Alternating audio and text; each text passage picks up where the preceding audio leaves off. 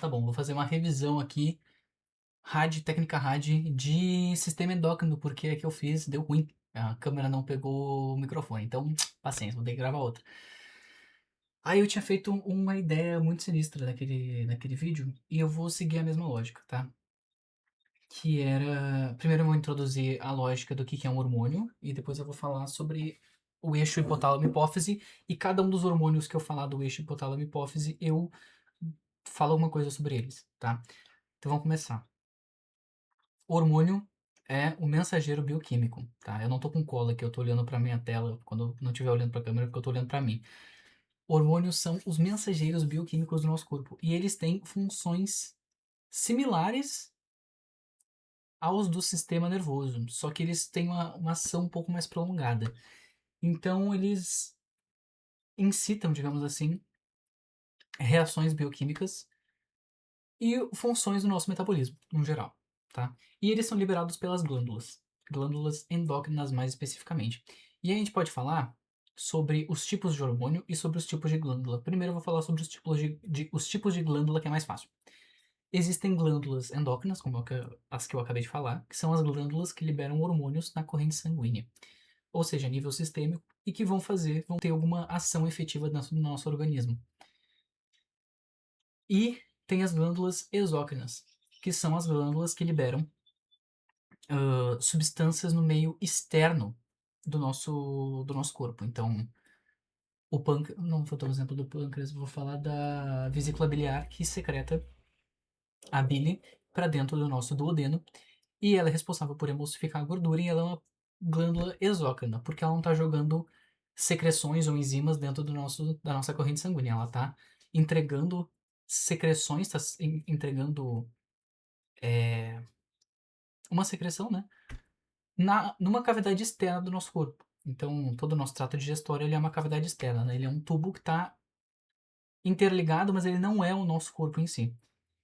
Assim como as glândulas sudoríparas, que liberam água, aliás, liberam sal, e o sal traz água, né? Para a nossa pele durante a sudorese, tá? E aí...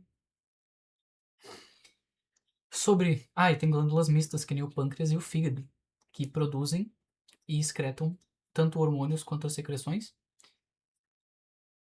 E é isso. Sobre hormônios, existem hormônios peptídicos ou proteicos.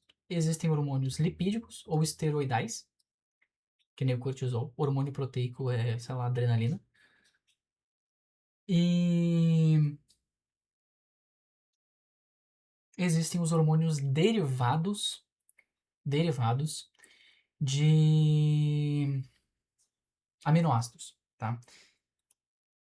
Que eu acho que é tirosina e o outro eu não lembro, mas eu lembro da tirosina. Tá. E aí, vamos falar agora então do eixo hipotálamo-hipófise, que foi a aula seguinte, né? O hipotálamo ele é como se fosse a glândula mestra do nosso sistema, porque ela está no meio termo entre o sistema nervoso, ou seja, receber, traduzir e enviar informação, e o nosso sistema endócrino. Então ele é como se fosse a barreira divisória entre o nosso pensar e o nosso agir dentro do nosso corpo, né? E a hipófise ela é como se fosse o faz tudo do... Ela é como se fosse o secretário do chefe, entendeu?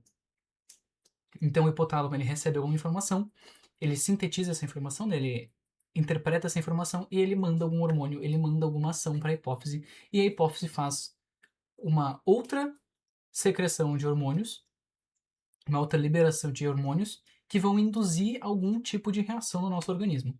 E aí o hipotálamo, ele produz diversos hormônios, como eu estava falando, né? Eu acho que é mais fácil eu falar da hipófise primeiro, porque a hipófise é o mais fundamental, né? A hipófise ela libera 6 hormônios, tá? O TSH, que é o hormônio que estimula a tireoide, o hormônio estimulante da tireoide, ele libera o GH, que é o hormônio do crescimento, ou somatostina. Libera o FSH, que é o hormônio folículo estimulante, e libera o LH, que é o hormônio luteinizante. Também ela libera o ACTH, que é um hormônio adrenocorticotrófico, ou seja, ele faz com que a glândula adrenal a parte cortical dela comece a trabalhar e libere substâncias. E tem a prolactina, que estimula as glândulas mamárias a produzirem o leite materno, tá?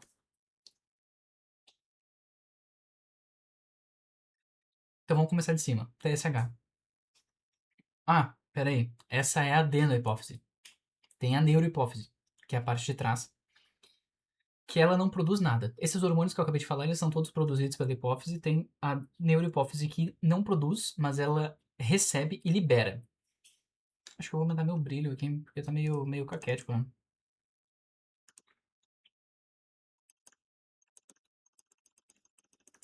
Uhum. Tá. Ah, tá. TSH, então, adenohipófise. O hormônio estimulante da tireoide. E ele é um hormônio trófico, né? Os hormônios liberados pela tireoide, eles são hormônios pela tireoide, pela hipófise ou pituitária, glândula pituitária, lembrei, são hormônios tróficos, ou seja, eles induzem a produção de outros hormônios. Mas tem um hormônio que estimula a liberação do TSH, que é liberado pelo hipotálamo, que é o TRH, que é o hormônio liberador, né, o release do hormônio estimulante da tireoide. Então ele é como se fosse o estimulante do estimulante, que é liberado pelo hipotálamo, que vai mandar na hipófise. Na adenohipófise ela vai lá mandar para a tireoide. E o que a tireoide vai fazer? T4 e T3. Ambos, no caso, né, eles têm função metabólica, ou seja, eles induzem o nosso metabolismo a trabalhar mais ou menos. Eles não são opostos, na verdade eles funcionam para a mesma coisa. A diferença é que o T3 funciona mais e por mais tempo, e o T4 funciona um pouco menos e com menos intensidade. O T4, inclusive, é 80% da produção e o T3 é cerca de 20%. E aí dá até pra pensar naquele negócio do 80-20, né? Que só 20% da produção é boa parte do resultado, né? Achei isso engraçado. Queria comentar. E parte do T4 também vira o T3, mas também tem outro hormônio que é liberado pela tireoide, que é a calcitocina, que é um hormônio que vai reduzir a calcemia no sangue. Como? Nos nossos ossos, né? Existem células chamadas osteoclastos, que são células que tiram o cálcio do sangue e repõem aliás, tiram cálcio do osso e repõem no sangue. E existem os osteoblastos, que eu vou ter que ver agora se é de fato os osteoblastos. Ou os osteoclastos. Osteoclastos, tá certo. Os osteoclastos, então, eles tiram o cálcio do osso e põem na corrente sanguínea, e os osteoblastos, eles tiram da corrente sanguínea e botam no osso. Para reduzir a calcemia, eu preciso tirar do sangue e botar no osso, porque tudo que termina com mia, não tudo, né, mas diz que é algo relacionado à corrente sanguínea. Então, glicemia, calcemia, enfim. Então é isso que os osteoblastos fazem. Se eu paro a atividade dos osteoclastos, que é isso que faz a calcitocina, eu faço com que só os osteoblastos funcionem, então eu vou tirar do sangue e vou colocar nos ossos. Beleza. E aí, paralelo a isso, né, existe a paratireoide, que está um pouco abaixo da tireoide, e ele produz, a paratireoide no caso, né, produz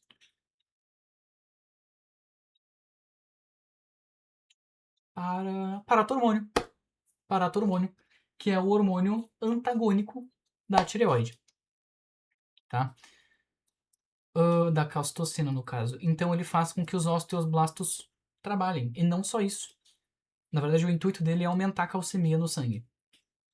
E ele pode fazer isso por meio de aumentar a absorção de cálcio no intestino, nos rins e tirar cálcio do osso.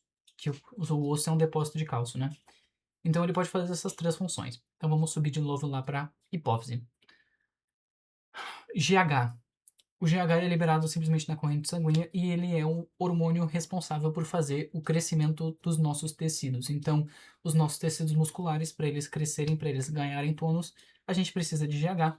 Para uma criança sair do tamanho de criança e virar um adulto, ele precisa de GH para os ossos dele crescer, dela, né, da criança, e se desenvolver. Então, o GH ele funciona basicamente para isso, na maior parte dos tecidos. Eu não sei quais exatamente, mas eu sei que músculos e ossos, o GH funciona para isso. Descemos de novo. Folículo estimulante. Como é que funciona? Periodicamente a gente tem a liberação do hormônio folículo estimulante, que ele também é induzido pelo GNRH, que é o hormônio do hipotálamo, que esse hormônio ele é trófico do hormônio trófico, que seria o FSH. E o FSH vai para a corrente sanguínea e em direção aos ovários femininos, né, as gônadas, que lá dentro tem um monte de folículo, e esses folículos eles basicamente armazenam o oócito, que vai virar um óvulo. E aí a estimulação desse folículo é feita justamente pelo FSH, né? E com o intuito de fazer com que a mulher ovule e libere um óvulo na trompa uterina para que ele seja fecundado por um espermatozoide. O FSH nas mulheres tem essa função e nos homens eles têm a função de promover a espermatogênese. Não sei em que ponto, não sei em que nível, mas sim. O Assad não falou disso, muito pouco, então não lembro. Agora, o folículo estimulante ele vai ser estimulado até um certo ponto, né? Até ele transformar o ovócito num oócito, e aí depois tem a liberação do LH, que é o hormônio luteinizante. Quando esse folículo, o mais estimulado, né? Porque foram vários estimulados, mas um deles se estimulou demais, o suficiente no caso, né?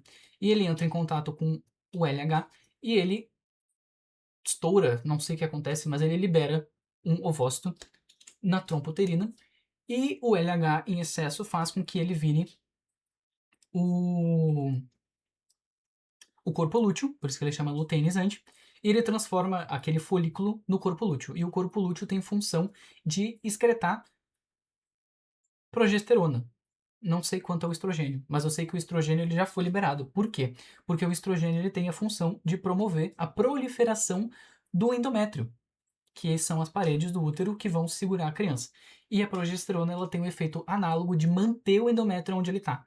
Então o endométrio foi formado pelo estrogênio e vai ser mantido pela progesterona. Além disso, a progesterona também tem função de promover os caracteres sexuais secundários nas mulheres, no caso os caracteres secundários femininos, né, porque eles também podem ser desenvolvidos em homens. Inclusive tem uma questão muito boa disso no Enem sobre sapos, que os sapos eles estão entrando em contato com muito estrogênio e não sobre com agrotóxico. E aí esse agrotóxico faz com que a testosterona que eles criam se transforme em estrogênio e aí eles ficam com caracteres femininos, mesmo sendo o XY, né? Enfim. O estrogênio tem essa função, e aí a testosterona tem a função análoga de fazer isso nos homens, de promover os caracteres sexuais masculinos. Os caracteres sexuais femininos é o alargamento do quadril e o depósito de gordura, né? Principalmente nos seios, por causa da amamentação. E nos homens eu sei que é pelos, o alargamento das cordas vocais, né? Eu acho que de principal é isso. E o alargamento do busto, dos ombros, enfim. Eu acho que eu praticamente consegui resumir tudo de período fértil. Só não disse sobre os dias, mas também não é tão importante. Depois que se ocorrer a formação de um embrião, o corpo lúteo vai ficar ativo. Mas se não acontecer, ele morre. E aí vai ter uma baixa hormonal de todos os hormônios, né? Tanto do FSH quanto do LH, do estrogênio e da progesterona. E a mulher vai menstruar porque ela vai perder o endométrio dela por causa da falta de progesterona. No entanto, se ela continuar com o corpo lúteo e o embrião for formado, eventualmente a placenta vai se formar e vai se desenvolver, né? E a placenta ela libera mais progesterona do que o do que o corpo lúteo. Então acho que é isso. Isso que eu tinha pra falar. Agora, tem o ACTH, que é o adrenocorticotrófico, que tem função lá no rim, e ele promove a liberação do cortisol. E agora eu tenho bastante coisa pra falar também. Porque o cortisol ali tem, primeiro, função antagônica à melatonina. Ou seja, quando a melatonina está baixa, ele tem que estar alto. Aliás, ao contrário, quando a melatonina está baixa, ele tem que estar alto. E isso normalmente diz respeito a quando a gente está acordado. O que é melatonina, né? Eu não falei. Melatonina é liberada pela glândula pineal, que é muito sensível à luz. E ela libera justamente a melatonina para regular o nosso ciclo circadiano. E aí, o que acontece? A melatonina é liberada, então, no começo do período da noite, em ausência de luz, para ser responsável por fazer com que a gente consiga dormir e tenha o nosso momento de descanso, né? E o cortisol, ele faz exatamente o contrário. Então, quando a gente está acordando, quando o sol está nascendo, a gente deveria receber essa informação de que tem sol, a melatonina ia começar a baixar e o ACTH ia ficar alto na nossa corrente sanguínea e ia fazer com que as nossas adrenais liberassem cortisol, que é produzido na parte cortical delas, tá? E o cortisol, então, teria essa função de nos manter acordados, tá? Só que ele também tem outras funções. Por exemplo, quando tu tá em estresse, o cortisol ele te mantém atento, te mantém acordado. Sob estresse, né? Só que é ruim permanecer sob estresse por muito tempo, sob estresse prolongado. Por quê? Acabou meu café. Porque ele tem uma propriedade muito legal, que é a de interromper o funcionamento do nosso sistema imune. Por quê? Isso acontece. Aí que tá, o Pedro não explicou muito bem, ele só disse que acontece. Mas é que os nossos leucócitos, né, os nossos glóbulos brancos, eles têm na membrana deles um, um receptor de cortisol, de glicocortisol, que quando ele recebe essa informação de que tem cortisol ali na corrente sanguínea, né, ele tem boa parte dos processos de expressão gênica interrompidos. Então ele não consegue fazer expressão gênica, não consegue fazer síntese de proteína, não consegue fazer síntese de anticorpo e não consegue então trabalhar contra os antígenos que estão dentro do nosso corpo. Então quando tu tá sob estresse, qualquer tipo de estresse, o teu sistema imune ali trava. Por quê? Porque é muito dispendioso. Imagina tu tá lidando com. Tá lutando contra um leão e o teu sistema imune tá corrigindo ferimentos na tua perna. Isso ia ser um gasto de energia brutal e não faria sentido do ponto de vista evolutivo, que é poupar energia pra gente conseguir sobreviver depois. Ou agora a gente dá um jeito, né? Então, é basicamente isso. Aí o Pedro dá o exemplo da caverna, que é a pessoa na caverna lá que tem um monte de cobra e tudo mais, ela não consegue ver as cobras, mas ela sabe que tem, então ela tem que estar atenta pra não levar uma picada de cobra. E não faria sentido nenhum ela estar corrigindo os processos internos do corpo dela, mantendo a homeostase contra corpos invasores. E aí por isso que o cortisol tem esse efeito imunossupressor.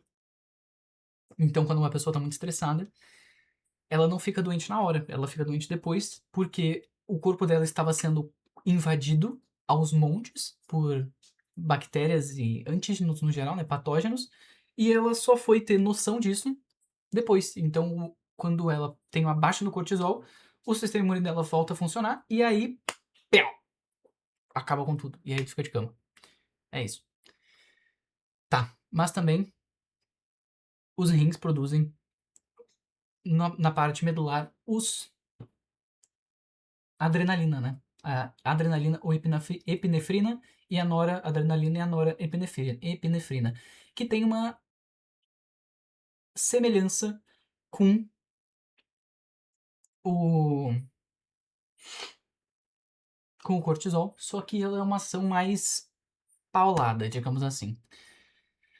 Então, é sobre um estresse imediato. Ela faz com que o teu sistema nervoso periférico autônomo simpático se ative. E aí acontece todas as coisas, né? Tu tem a perda de sangue nas vísceras e aumento dos vasos sanguíneos na região periférica do teu corpo para tu conseguir lutar, fugir. Dilatação das pupilas. E não sei o que mais. É muita coisa. Mas é isso. Sistema nervoso simpático. É isso que a adrenalina faz. E a noradrenalina ela tem um efeito um pouco mais prolongado, um pouco mais duradouro e bem mais tênue do que a adrenalina. Justamente. Agora, sobre a prolactina, eu já falei, não tem muito o que falar também. Ela só produz ali o leite materno durante os períodos finais da gravidez, de gestação. E vou lá para neurohipófise. Neurohipófise, que é a parte de trás, que está mais próxima do sistema nervoso.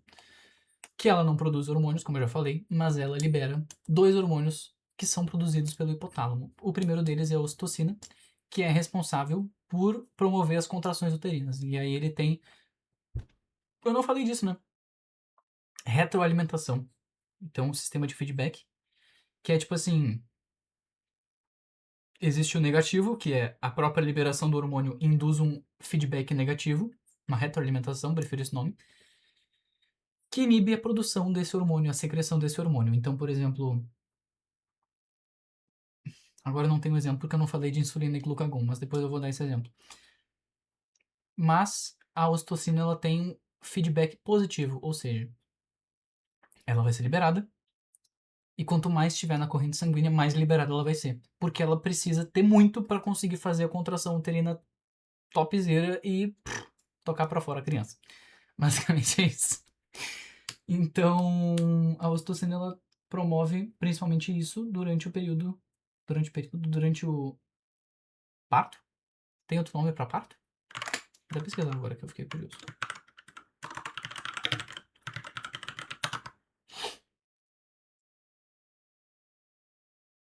Não. E tem o ADH, que é o hormônio antidiurético, que ele faz com que os rins filtrem o nosso sangue, mas recuperem parte dos sais e da água. E isso é bom para manter a gente hidratado. Então, quando a gente tá com muita escassez de água, quando a gente tá com pouco recurso de água, os nossos rins começam a puxar muita água e tentar manter o máximo de água dentro do nosso organismo, tentar não secretar muito, porque secretar pode ser ruim. E ele faz isso por meio de puxar os sais, né? Tem um do coração, que tem um nome muito legal, mas agora eu não vou lembrar. Depois eu pego na colinha. A ocitocina também tem função de secretar o leite materno. Então, a prolactina promove a produção e a ocitocina faz a liberação do leite materno. Já falei da pineal. Insulina e glucagon do pâncreas. Insulina enfiar a glicose do sangue para dentro da célula, glucagon é o contrário. Então, a insulina ela tem um caráter anabólico e o glucagon um caráter catabólico. Por quê? Porque os nossos tecidos, eles são feitos de célula e essas células com muita glicose dentro delas, elas não precisam usar toda. Então elas guardam em glicogênio, que é um polímero, um polissacarídeo, de várias glicoses, umas do lado da outra, né, formando uma cadeia ali, um blocão, que fica ali, armazenado, para evitar que a gente fique acumulando água nos nossos tecidos, então ele fica o mais compacto possível para não ter tanta superfície com que a água possa se aderir, né? Porque a glicose ela é polar e a água é bastante polar, como a gente bem sabe disso. Então a insulina ela tem esse papel de comemos, glicose subiu, pâncreas libera insulina, que é produzida nas células GAB beta, de colocar essa glicose que a gente acabou de comer para dentro das nossas células.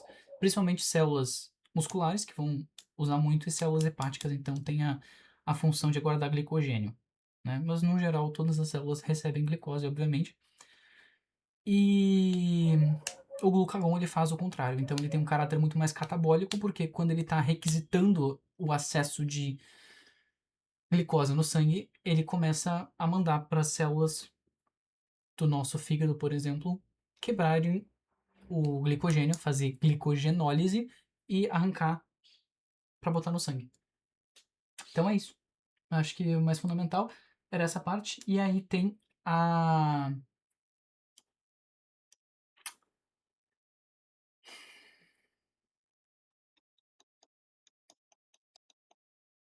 produzidos pelas células gama. E tem a célula delta, que libera o soma.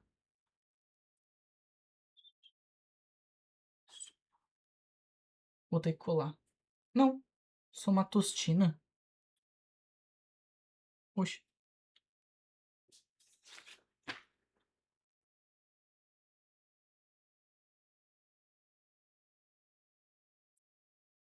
Ah, o GH é somatotrofina.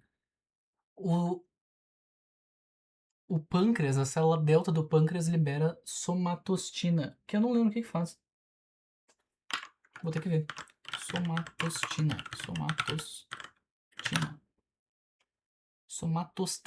Somatostatina. Contração da vesícula biliar e secreção enzimática do pâncreas. Ah, pode crer. Então o pâncreas libera esse hormônio para liberar o bicarbonato e fazer com que a bile produza. A bile não, né? A vesícula biliar libere bile no nosso duodeno para emulsificar a nossa gordura. E o bicarbonato e as outras enzimas, né?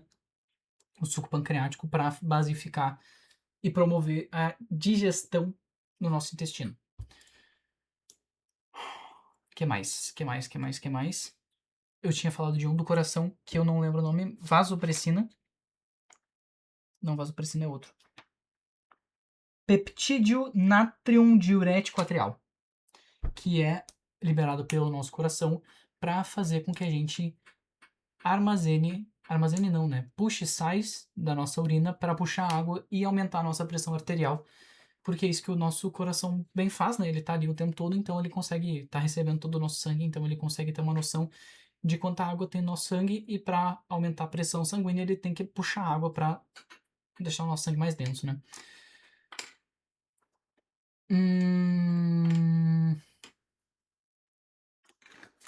Tem a gordura também, né? O tecido adiposo libera leptina, que é o hormônio da saciedade, e o nosso estômago libera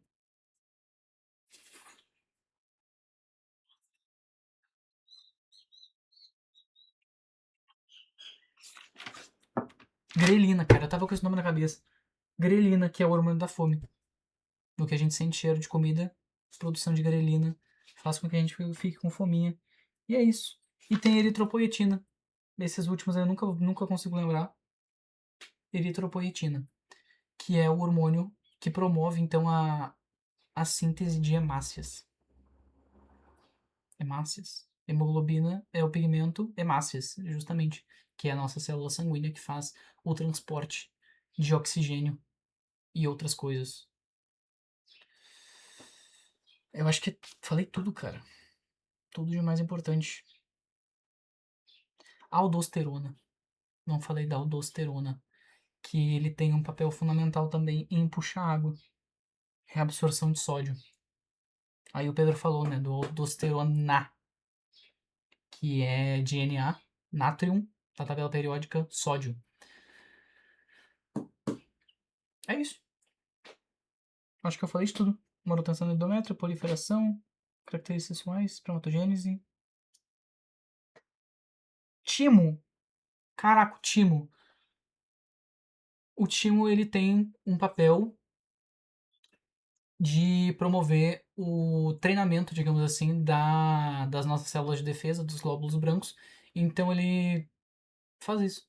É basicamente isso que ele faz. E aí ele tem uma função muito secundária no nosso corpo quando a gente está mais desenvolvido, né? Porque a gente já aprendeu a lidar com os problemas da nossa vida. E quando a gente é criança, não. Então a gente precisa desse treinamento aí para aprender a lidar com os antígenos e patógenos. Os antígenos no geral, né? É isso que ele faz. O que mais? Cara, eu falei de tudo. Brutal. Então é isso. Eu acho que agora o microfone pegou, pelo menos ele tá parecendo pra mim que tá funcionando, então é isso aí. Tamo junto, rapaziada. Ó, se alguém tiver vontade de pedir uma resolução, tá ali do ladinho, ó. Só pedir uma resolução. Se quiser comentar alguma coisa que eu esqueci de falar, que eu deixei passar, que aconteceu algo, por favor, me ajuda. É muita coisa. Esse conteúdo é gigante. E, enfim, curtiu o vídeo aí, fica à vontade. Tamo junto.